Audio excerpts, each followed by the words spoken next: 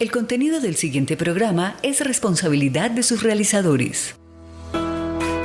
Aquí comienza Calentando la Palabra en la UPN. El debate y la opinión sobre temas de coyuntura desde los micrófonos de la Pedagógica Radio. Bienvenidos. ¿Para qué la transformación social sostenible? Para subsidiar la generación de nuevos empleos. Pero el reto más grande que tenemos es proteger a los más pobres, a los más vulnerables, a los más expuestos a los estragos de esta pandemia.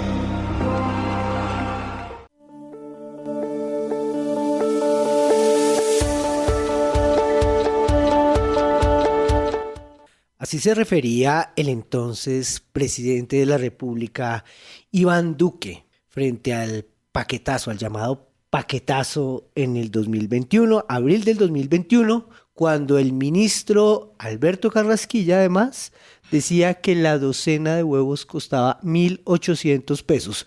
Muy buenos días, Yolanda Barrantes, muy buenos días a toda la audiencia, a toda la gente que se conecta hoy, martes, a las 9 de la mañana, en este Calentando la Palabra por la Pedagógica Radio. Muy buenos días, Alejandro. Cordial saludo para usted, para nuestros amables oyentes, para Mario Enríquez en el máster, para Laurita también, Laura Chávez, que está también en el tema de fotografía y redes sociales. Y bueno, a todas las personas que están interesadas en escuchar este programa, y especialmente saludamos a nuestro invitado porque tenemos un tema increíble.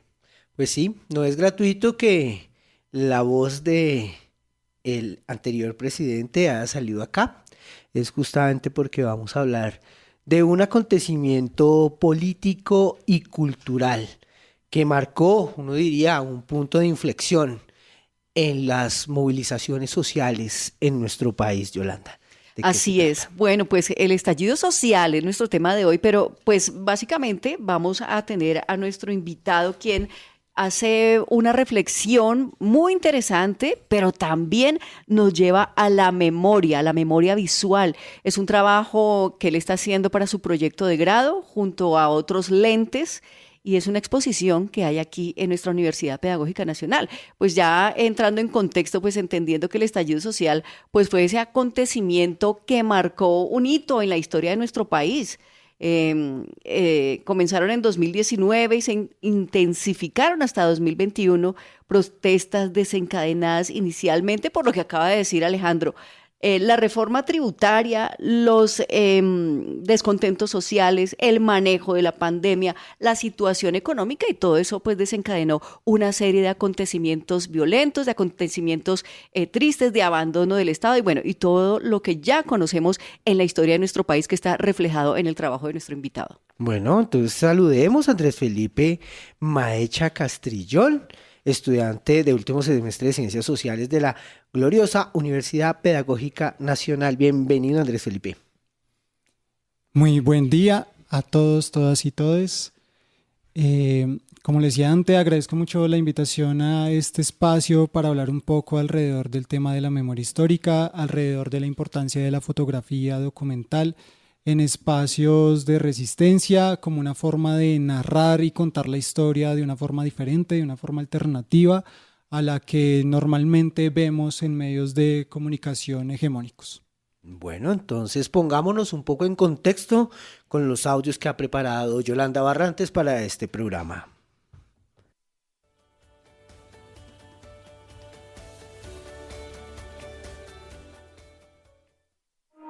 Bueno, el 28 de abril se convoca una movilización nacional o un paro nacional con motivo de tumbar la reforma tributaria, que era una reforma ya nefasta en el marco de una crisis social, económica y hasta política de representatividad, que hace que todas las personas nos volquemos a las calles. El no cumplimiento del proceso de paz, el paquete neoliberal del gobierno nacional, la no garantía de derechos, el asesinato de líderes y lideresas, las masacres que estamos viviendo de la juventud. Bueno, el que vivimos en uno de los países más desiguales del mundo, el que la guerra está de regreso, el que los jóvenes en especial en este país no tienen oportunidades. Este estallido social que se dio con la excusa de salir a movilizarnos en contra de la reforma tributaria viene de una serie de inconformidades acumuladas donde pues con efecto de la pandemia, si bien disminuyó el ejercicio de la movilización, hubo una serie de condiciones de desigualdad que se incrementaron, o sea, la pobreza aumentó, millones de personas han perdido sus empleos, en especial las mujeres y los jóvenes, que son quienes mayoritariamente hoy están en las calles. La recarga del trabajo de cuidados en las mujeres y el desempleo en ellas, la desesperanza. Pues se da cuenta que las chicas han tenido que desertar del colegio porque quienes desertan y quienes se alejan de los espacios educativos en momentos de crisis son las mujeres para que se dediquen a cuidar a sus hermanos, a sus hermanas, a sus papás, a sus abuelos, a sus abuelas. Y es un paro nacional que saca a las calles a chicas muy jóvenes y a mujeres también que son madres y que durante 1 año y medio tuvieron que vivir en sus cuerpos y en sus casas, que en teoría debería ser el territorio seguro. Todo tipo de violencias estructurales y violencias también patriarcales y machistas que se producen al interior de los hogares. Hoy el gobierno nacional de Iván Duque le incumple el movimiento estudiantil, le incumple el campesinado al movimiento indígena y eso hace que se acumulen ciertas indignaciones que desembocan en lo que hoy se está dando con el paro nacional, porque creo que es el acumulado de nefastas políticas de gobierno que han hecho que el pueblo se empobrezca. La protesta transcurría de manera pacífica y masiva, pero el Estado la reprimió. A través de las redes sociales pudieron verse imágenes de varias regiones del país alertando sobre la intervención violenta. A los múltiples videos se sumaron tendencias como SOS Colombia, Colombia Alerta Roja y Nos Están Matando. Una represión como esta no se veía en mucho tiempo. No solamente que han colmado de policías y ejército, además en proporciones enormes, una especie de teatro de guerra para producir también terror.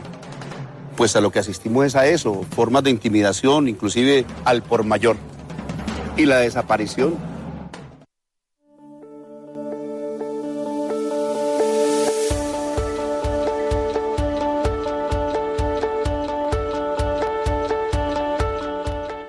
Ahí escuchábamos entonces las diversas voces en aquella época. Escuchábamos a Ana Erazo Ruiz, concejal de Cali por el Polo Democrático en aquella época, Ángela María Robledo, quien era representante a la Cámara, Heidi Sánchez, concejal de Bogotá por la Unión Patriótica, Juliana Hernández de la Torre, directora ejecutiva de la Fundación Artemisa, que pues muchos de estos audios salieron precisamente de un informe muy importante que presentó la Fundación Artemisa. Escuchábamos también a Wilson Arias, sí, Wilson Arias, también hablando acerca de este tema, Wilson Arias del Polo Democrático, ¿verdad? Y Deisy Aparicio, representante estudiantil del Consejo Nacional de Paz. Bueno, pues un reflejo, Andrés, de más o menos lo que estaba pasando en ese 2021, ¿no? Unas protestas, un descontento social que tal vez venía ya desde la pandemia, una serie de propuestas de reforma que el presidente del momento quería poner en el Congreso de la República, digamos, reformas bastante regresivas en términos económicos para los sectores populares, pero además un tratamiento militar a la protesta social que desencadenó no solamente una crisis humanitaria alrededor de las protestas, sino también un levantamiento popular que fue mucho más fuerte y mucho más contundente en términos de unas formas organizativas, de unas formas de encuentros sin precedentes. Entonces, los ejemplos de Cali, de Bogotá, de Medellín, varios sitios como Puerto Resistencia, el portal de la Resistencia acá en Bogotá, Los Héroes, bueno, en fin, distintos escenarios de concentración, pero no solamente de una movilización social, sino también de un proceso de organización social sin precedentes, donde las primeras líneas, pero también aquellos que estaban ocupados de los alimentos, aquellos que estaban ocupados también de ofrecer servicios de salud y demás, generaron todo un ambiente bastante extraño en términos de las protestas, de lo que ha pasado en las protestas sociales en Colombia, que creo que marca de alguna manera la pauta alrededor de lo que estaba pasando allí. Bueno, ¿cómo lee Andrés Felipe este momento para ponernos un poquito en contexto, poner a nuestros oyentes en contexto de lo que sucedió a partir de abril del 2021? Bueno, primero que todo me gustaría como enmarcar que los orígenes del estallido o de todo lo que fueron estos movimientos sociales en el 2021, varias personas, varios investigadores, como por ejemplo el equipo de investigación del Centro Nacional de Memoria Histórica, se remontan inclusive a 10 años atrás, antes del estallido social, ¿sí? Otros hablan de que el estallido tiene sus orígenes en el 2019, cuando fue el paro nacional. Pero entonces, en el trabajo de investigación que estamos haciendo, nosotros lo tomamos más desde la vivencia, desde también lo que fue la experiencia de vida personal. Y yo lo voy a enfatizar en el 2018 con el paro nacional estudiantil que se organizó en la educación superior, con organizaciones como ACRES, con organizaciones como UNES y pues las amplias mayorías, las bases estudiantiles que estuvieron presentes, y que fue un momento que para mí marcó, y también siento que a la sociedad, aunque no se le da tanto renombre a ese movimiento estudiantil, pero es importante mencionarlo. ¿Por qué? Porque llega Duque a la presidencia y días después, semanas después, empiezan protestas estudiantiles. ¿Por qué? Porque la educación pública ha estado desfinanciada, en ese momento estaba afrontando una crisis grandísima. Los rectores sacaron un comunicado diciendo que la crisis ya era muy grave y que se necesitaba presupuesto, inyectarle presupuesto a la educación superior, o si no, no iban a poder funcionar las universidades. Eso desemboca en que empiece a haber un movimiento fuerte de estudiantes que se organizan y logran hacer sentar al gobierno en una mesa de negociación que hace que el gobierno dé 4 billones de pesos pues, a la educación superior, que eran insuficientes porque yo recuerdo que la deuda histórica iba por más de 18 billones de pesos. Pero entonces, en ese marco, que eso fue empiezan las movilizaciones más o menos en octubre del 2018 y terminan el 13 de diciembre de 2018 con la firma de los acuerdos que hicieron las organizaciones, los voceros de las organizaciones.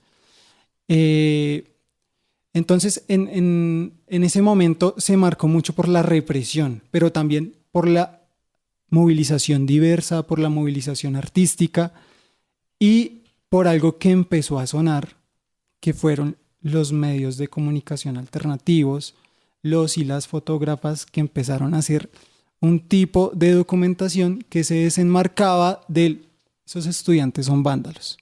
Como de la narrativa oficial de los medios de comunicación alrededor de la protesta y que había sido histórica, ¿no? Como esta gente atravesada, que no deja trabajar, que no permite la circulación de la gente, que no permite que los trabajadores ejerzan su derecho al trabajo y demás. Una narrativa oficialista sobre la protesta, que se va transformando alrededor de estos medios alternativos que empiezan a hacer una reportería más sistemática sobre los acontecimientos de la protesta y a mostrar otro tipo de cosas. Y de la reportería ciudadana también, porque pues hoy existen los celulares y los dispositivos que te dan la inmediatez. Entonces creo que estos medios alternativos ciudadanos contaban la verdad de lo que estaba sucediendo.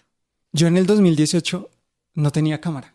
Yo no hacía fotos en el 2018, pero desde las organizaciones estudiantiles a mí me decían, usted sabe hacer flyers para convocar y hacer cosas, ¿sí? Pero también necesitamos como que documente lo que está haciendo. Y yo con un celular, una flechita de celular, bueno, grabemos videos, hagamos transmisiones en vivo, y así se empezó a documentar y mostrar ese lado artístico, pero también ese lado de represión. Y había un patrón constante, y es que el SMAT llegaba a provocar a los estudiantes y con una violencia desmedida. Un caso que se volvió muy emblemático y quiero mencionarlo porque me toca las fibras de mi alma y mi corazón, porque conocí a esa gran persona y es Esteban Mosquera. Esteban Mosquera, el 13 de diciembre, el día que se firman los acuerdos con el gobierno, los voceros de las organizaciones, Esteban Mosquera, ese día en Popayán hubo una represión del SMAT, y él es una de las primeras víctimas oculares de la represión policial. Entonces es como ver esa brutalidad con que la policía llega a reprimir, y más que a reprimir, como a amedrentar, como a callar, a silenciar a quienes protestan. Este relato que nos ofrece Andrés Felipe pues está cargado de emotividad y también de una muestra de algo que antes, justamente por la manera como se construía un relato sobre la protesta social, no tenía cabida en las redes mediáticas de la comunicación dominante. Pero que ha salido a flote, y creo que también el estallido social, bueno, en general las protestas estudiantiles, las protestas de los movimientos indígenas han sido muy creativas en sus apuestas. Y en ese sentido, la música, la fotografía, lo visual ha sido parte desde hace mucho tiempo de esa movilización simbólica que también está allí. ¿Quién los mató? Surge a raíz del asesinato de unos menores de edad en el barrio Llano Verde de la ciudad de Cali. Se hace esta canción no solamente por este hecho, sino por todos los hechos de los niños y jóvenes que han desaparecido alrededor de nuestro país, y como un llamado a esas personas no solamente que han aparecido muertas, sino que por años han estado desaparecidas y que no han regresado a sus casas. Otros que les ha tocado salir de manera forzosa y no han regresado a sus casas. Y es un honor a ellos, pero es un llamado también a parar esta violencia cruel que está llevando tantas y cobrando tantas vidas. Y es esa voz de esas madres también, ¿no? Yo soy madre y creo que para uno como madre debe ser muy, muy doloroso perder trágicamente a un hijo, ¿sí? Porque cuando uno pare a sus hijos y los cría y los educa con esfuerzo, uno quiere verlos a ellos prosperar. Entonces es la voz también de esa madre, ¿no? De esa madre que clama a su hijo, y el clamor de ese hijo recrea el momento tan duro en el que una de las mamitas narraba cómo escuchaba y sentía la voz de su hijo que los guiaba. Mientras los buscaban, los guiaban hacia donde estaban, donde los tenían ya y yacían sus cuerpos. Una canción fuerte, pero que narra la realidad que a diario se vive en nuestro país.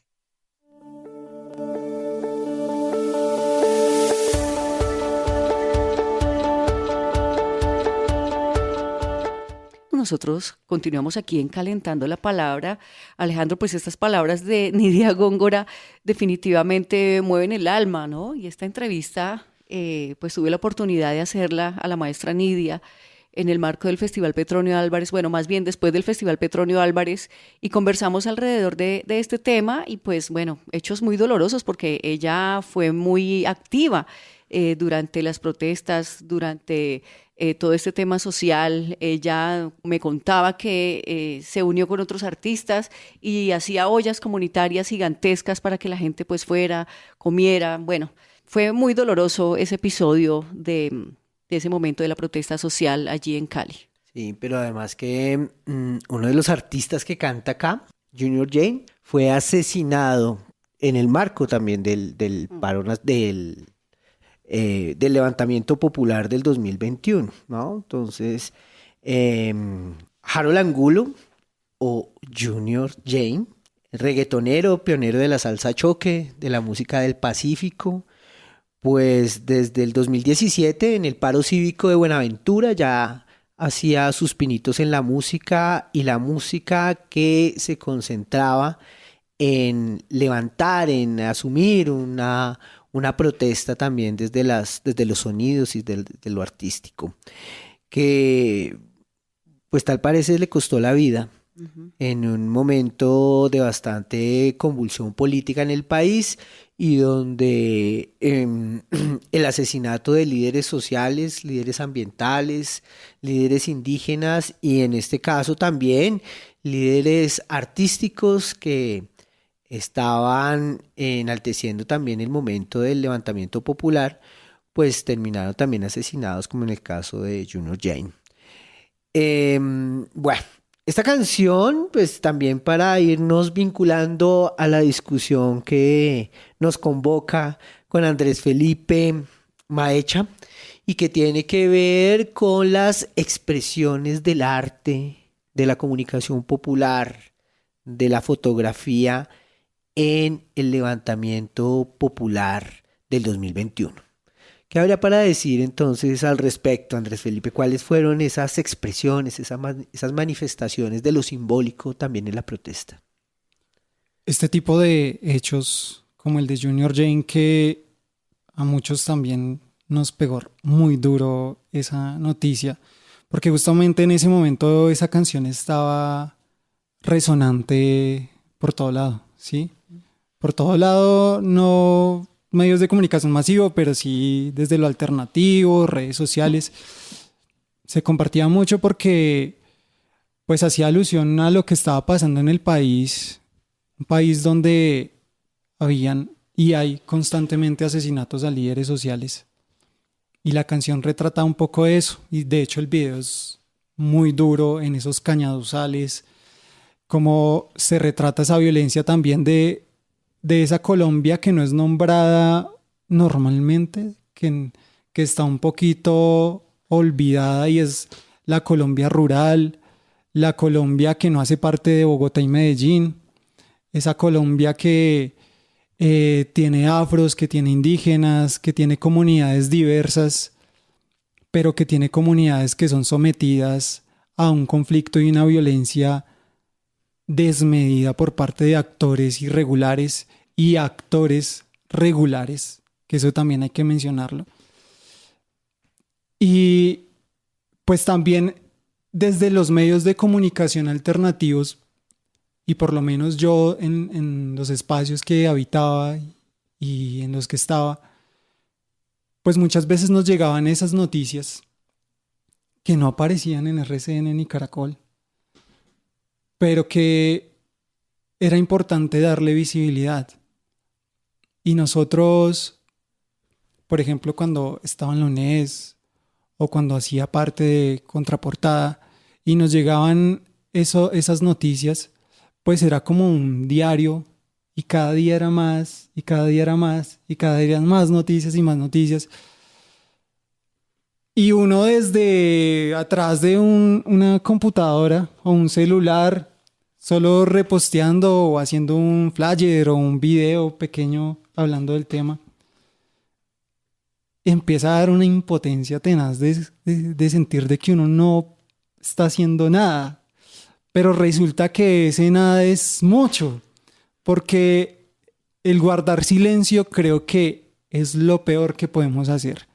Y es importantísimo inundar las redes sociales porque son los mecanismos que tenemos nosotros para comunicarnos y para difundir lo que está sucediendo, porque no tenemos otros espacios. A veces surgen otros espacios como la Pedagógica Radio, como este lugar donde podemos hablar del tema, pero en el diario, día a día, son las redes sociales las que tenemos que inundar y no tenemos que guardar silencio. Entonces, en ese hilo y conectando ya entonces lo del 2018 con el 2021, es como desde esos medios, desde mi experiencia personal, medios de comunicación alternativa, empiezo a, junto con otras personas, a mostrar y a compartir eso que estaba sucediendo en el país. Pero surge una necesidad y es pues ir al lugar donde estaban sucediendo las cosas y registrar y documentar eso y darle más visibilidad. Entonces ahí es desde donde varios empezamos a buscar una camarita, que en mi caso fue una camarita prestada, me prestó un amigo que se llama Andrei, y una camarita viejísima, pero con eso empecé a hacer fotos. Y con esa cámara en la exposición hay 2 fotos que yo puse. Es una cámara vieja. Pero es la potencialidad que un instrumento como una cámara puede dar para narrar otra realidad y mostrar esa realidad en un instante, con una sola imagen, mostrar lo que está ocurriendo, darle voz a aquellas comunidades que están invisibilizadas. 2025 y en la Universidad Pedagógica sus muros se llenan de estas fotografías, como un acto también de memoria y de reconocimiento a esos momentos de la protesta social, pero también a enaltecer el nombre de aquellos que dentro de la protesta también terminaron asesinados, terminaron vilipendiados por la fuerza pública, terminaron sin ojos, ¿cierto? ¿Cómo surge esta idea de construir una exposición, una instalación en donde la universidad se convierte en el escenario para hacer memoria de ese estallido social? ¿Cómo surge esa idea? ¿A quiénes se convoca? Listo, pues en el marco de mi trabajo de grado, de mi proyecto pedagógico, con mi tutor veíamos que pues yo ya tenía como un trabajo hecho a nivel de fotografía y quisimos recoger eso, pero no quedarnos en la cosa del ego de que es mi trabajo y son mis fotos y ay, tengo unas fotos muy chéveres y vamos a mostrarlas. Entonces no, como que quisimos hacer un trabajo más amplio, convocar a más personas y mostrar otras voces, otras formas de pensar. En el trabajo se hicieron unas entrevistas. Voy a mencionar en este momento que el trabajo está compuesto, o la exposición está compuesta por 4 fotógrafos. Entre esos yo soy el menos fotógrafo de todos. Hay personas que realmente documentan desde su cámara y retratan desde su cámara de una forma realmente impactante, realmente, digámoslo, grandiosa, ¿sí? Porque hacen unas fotografías muy llamativas y muy bien compuestas. Entonces, entre esas personas están Esteban Pérez, que es estudiante de la Universidad Pedagógica. Él ha hecho un gran trabajo, sobre todo yo destaco que en el marco del estallido social, desde ahí empezó a hacer un trabajo muy potente que se va a documentar desde el lugar exacto donde están sucediendo las cosas y no desde lo lejos, sino que se acerca y se aproxima mucho a las personas y muestra esa realidad.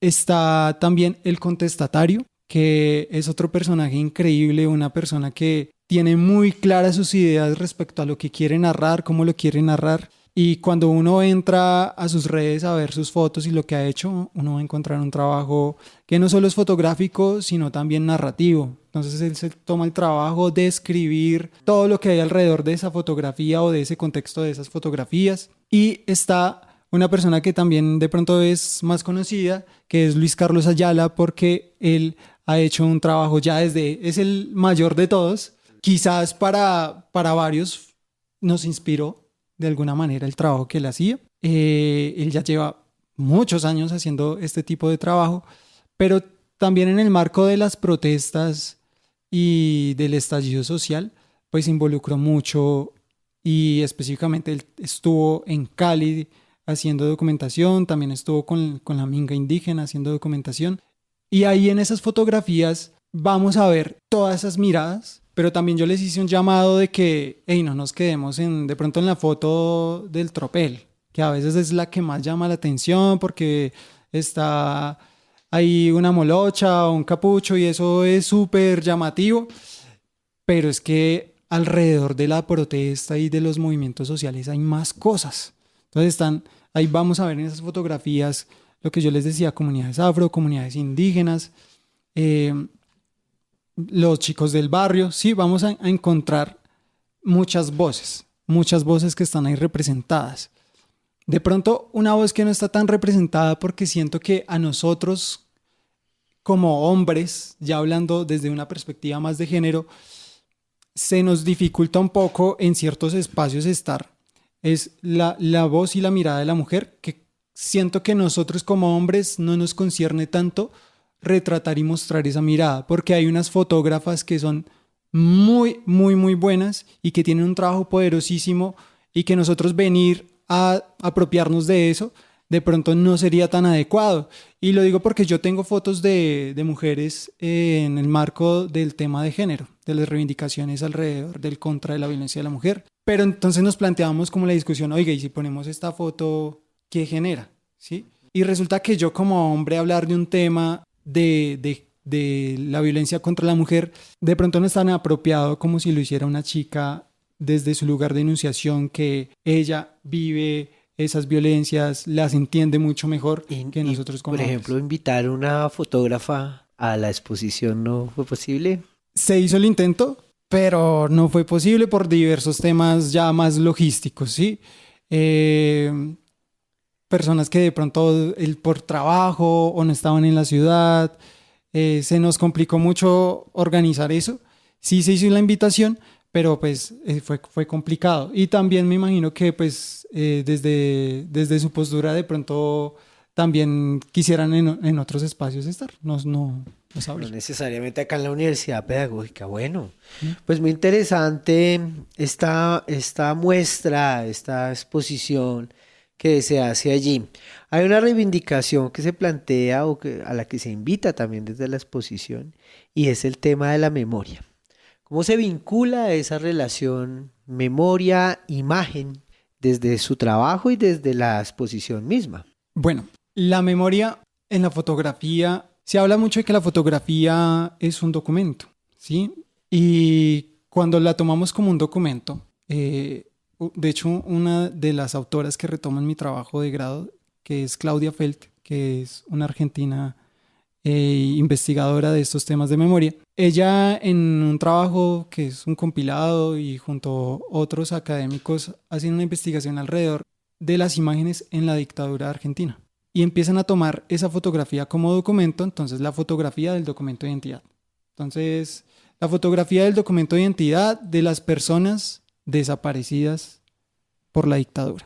Y ella empieza a relacionar, bueno, primero estaba la fotografía como documento, pero después estaba su mamá, su familiar, su hermana, su hermano, con esa foto, porque para ese momento de la historia era muy difícil que alguien accediera a una cámara y tomara fotos, y tomar esa foto como documento, pero ya como algo más, como un objeto de denuncia, con objeto de decir, hey, soy desaparecido o desaparecieron a mi familiar.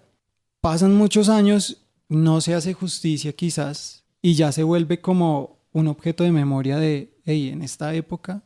Iconografía más o menos.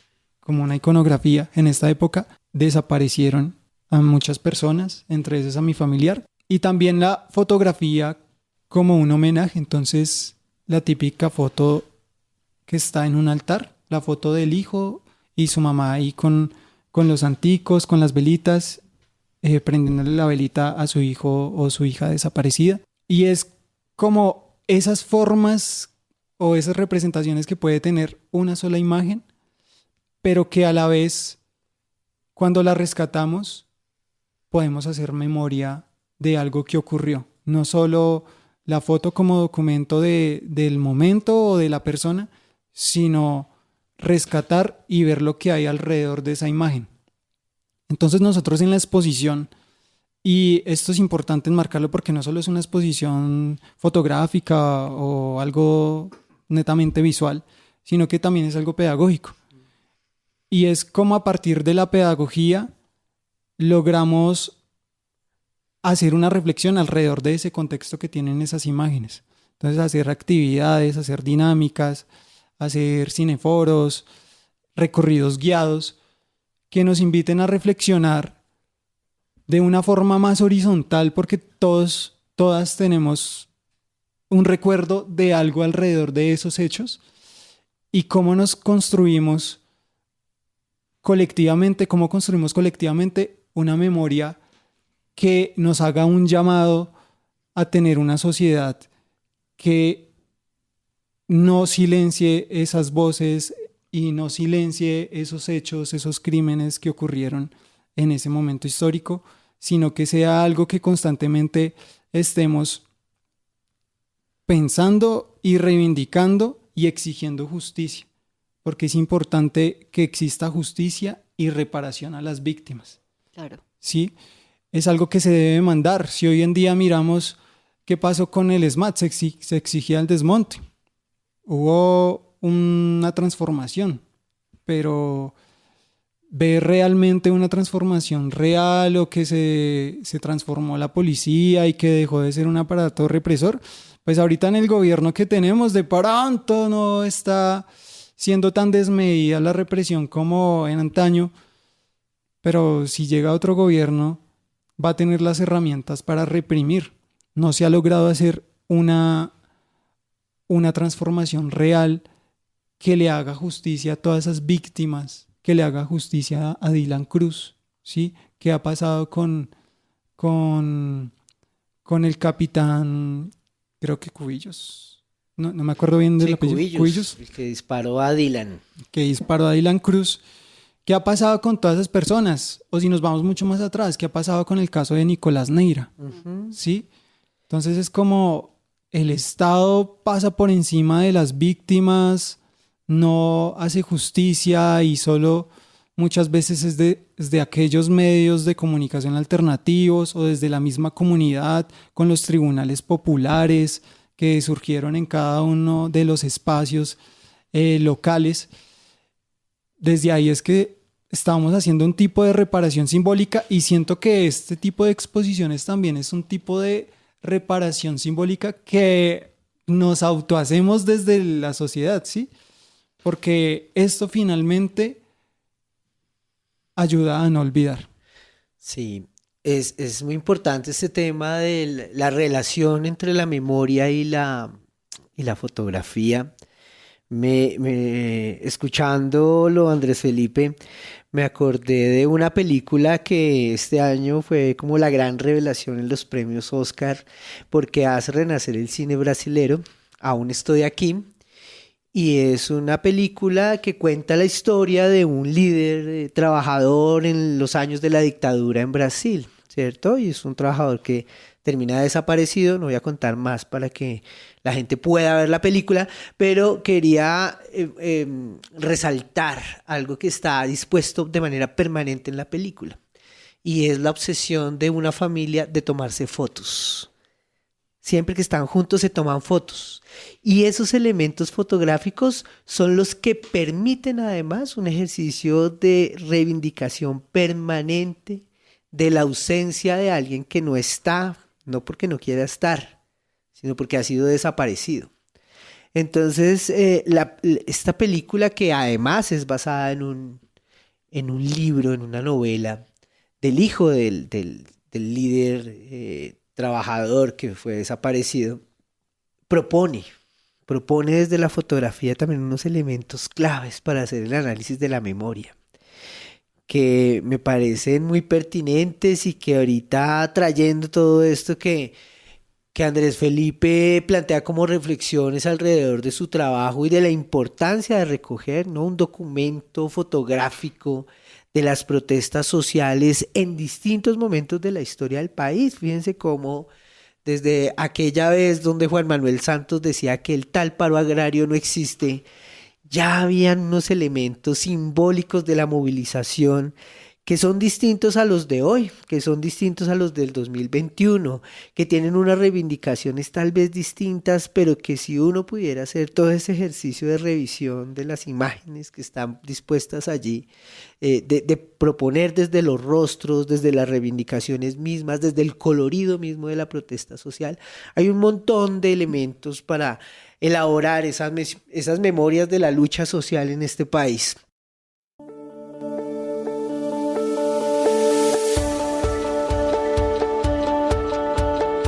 Sigue haciendo frío en la capital del país. Dios mío, estamos a 15 grados centígrados y una sensación térmica de 86. O sea, estamos muy fríos, muchos virus, mucha gripa. Recomendación: tapabocas, ser muy cuidadosos, no solo con uno solito, sino también con los demás. Y por lo menos calentar la palabra. Así, eso sí, por lo menos para tibiar estas mañanas capitalinas. Bueno, nosotros seguimos conversando con nuestro invitado, quien ha venido desarrollando con nosotros su tema relacionado con su proyecto de grado, un proyecto bellísimo. Y hay una cosa que me encanta, Andrés, y creo decírtelo, y es que estas nuevas generaciones están haciendo memoria, ¿cierto? Están haciendo un trabajo importante de memoria, como lo que pasó en el estallido social, que era supuestamente la generación de cristal y realmente fueron como la generación de hierro, de acero, que se levantaron y que empezaron a defender tantas causas. Así que bueno, pues quiero felicitarte y decirte que gracias por esa memoria, por ese trabajo tan increíble que vienes desarrollando. Y pues quiero preguntarte qué percepciones has recibido o qué comentarios has tenido en relación con este trabajo tan interesante, que no solo, como tú mismo lo dices, lo hice yo solito, sino que vinculaste otros lentes a este proyecto. Pues siento que la acogida ha sido muy buena, muy, muy buena. En especial me gustaría resaltar el calor, el afecto y la humanidad que he recibido por parte de la universidad en varios de sus estamentos, tanto desde la licenciatura como desde la parte de bienestar universitario, desde la parte de convivencia, aquí en la Pedagógica Radio. Todos los espacios han sido muy calurosos, muy dispuestos a ayudar, a colaborar para que este trabajo pues llegue y tenga el propósito que finalmente nos pensamos, que es como que tenga una difusión y invite a una reflexión sobre estos temas de memoria. Entonces, pues por un lado eso, yo siento que las facilidades que nos han dado, por ejemplo, el viernes estuvimos haciendo un cineforo alrededor de un documental que hizo Luis Carlos Ayala que se llama Vasca, y la universidad nos facilitó mucho las cosas para que el documental se pudiera realizar. Entonces, pues yo estoy muy agradecido por ese lado con la universidad. A veces siento que nosotros en la pedagógica vivimos en un ambiente de mucha confrontación, y ya también invito y quiero hacer como un llamado ya desde mi visión de casi egresado, persona que va saliendo de la universidad como estudiante, y es que muchas veces estamos como en ese ambiente de todo está mal, confrontación, pelea, la universidad no sirve para nada, así y nos vamos cargando y cargando, y todo a punta de señalamientos, estigmatizaciones. A veces esto puede ser polémico, pero panfletos que, por ejemplo, al profesor Renan Vega, siento yo que se le hizo una persecución un poco fuerte y como con mucha violencia, con mucha rabia. Y creo que las cosas se pueden tramitar mejor en diversos espacios. Tenemos que mejorar mucho el tema de la resolución de conflictos, ¿sí? Y todo se logra a través del diálogo. Pedir un videobeam para que nos prestaran para hacer el cineforo con diálogo, hablando, calentando la palabra, ¿sí? Sí. Entonces, creo que es una invitación más a hablarnos las cosas, a hablarnos con empatía, entendiendo la posición del otro. Es que el otro no nos debe nada, ¿sí? Nosotros construyamos esto colectivamente. Sí, de pronto está en un cargo administrativo, es coordinador de un área, director de un área, pero seguramente si nos acercamos con una buena disposición, aquí en la universidad la gente tiene una calidad humana tremenda. Entonces, es eso, que nos intentemos entender más y construyamos las cosas desde la empatía. Ahora, también me hacías una pregunta alrededor del impacto o la percepción que ha tenido las imágenes y la exposición, y además de ese recibimiento caluroso que ha tenido la universidad, pues por parte de otras personas ya de pronto desde fuera de la universidad, ha sido también como una especie de recibimiento y de decir, oiga, esto es importante, ¿sí? Este trabajo es muy valioso, es importante que sigamos haciendo cosas así, invitaciones a que el trabajo se lleve a otros lugares, se exponga en otros espacios, porque pues finalmente estas fotografías por sí solas ya dicen mucho. Bueno, muy importante estas reflexiones finales que hace Andrés Felipe Maecha Castrillón, estudiante de la licenciatura en Ciencias Sociales, ya de último semestre, a punto de graduarse, que ha presentado esta exposición. Los muros de la pedagógica dicen un montón de cosas, pero en este momento hay una exposición fotográfica de la que hemos hablado hoy. Andrés Felipe, ¿hasta cuándo va a estar? Invitemos a la gente a participar como de ese ejercicio que usted les ha propuesto en términos visuales. Bueno, la exposición Click, Click, Boom, Estallido Social, que por cierto les cuento su nombre. Click, click, pues por el click que uno hace cuando toma una fotografía. Toma una fotografía, exactamente. Y el boom, en la protesta, aturdidoras, papas bomba, un montón de cosas que hacen mucho ruido, los tambores, boom, boom, boom, los tambores de digamos, las comparsas, un montón de cosas que se escuchan que hacen boom en el estallido social. Y entonces esta exposición, Click, Click, Boom, Estallido Social, va a estar en la Universidad Pedagógica durante todo el mes de mayo. Vamos a estar haciendo actividades, cineforos que irán saliendo en programación semana a semana y también algunas actividades que se hacen con grupos de la universidad. Entonces, algún profesor que quiere que se le haga un recorrido guiado se acerca a mí y les hacemos un recorrido guiado a su grupo. Perfecto, para los profes de esta, de otras universidades, de los colegios que nos escuchan. Entonces ahí está Andrés Felipe, dispuesto a atenderlos en la exposición Click, Click, Boom, Estallido Social. Muy sonoro y muy a propósito el nombre. Bueno, un abrazo, Andrés Felipe, muchas gracias por estar acá. Esperamos que no sea la última vez que venga a los micrófonos de la Pedagógica Radio. A Yolanda Barrantes, a todo el equipo de la Pedagógica Radio, un abrazo, un saludo. No olviden seguir escuchando toda la programación de la Pedagógica Radio esta tarde a las 3 de la tarde y todo por un vinilo. Vamos a empezar el ciclo de bandas sonoras del cine. Un abrazo para todos y todas.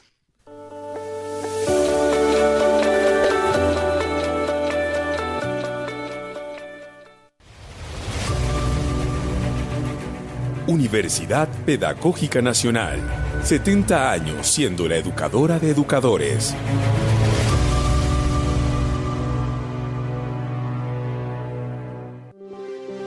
Quédate con las voces y los sonidos que enseñan de la Pedagógica Radio.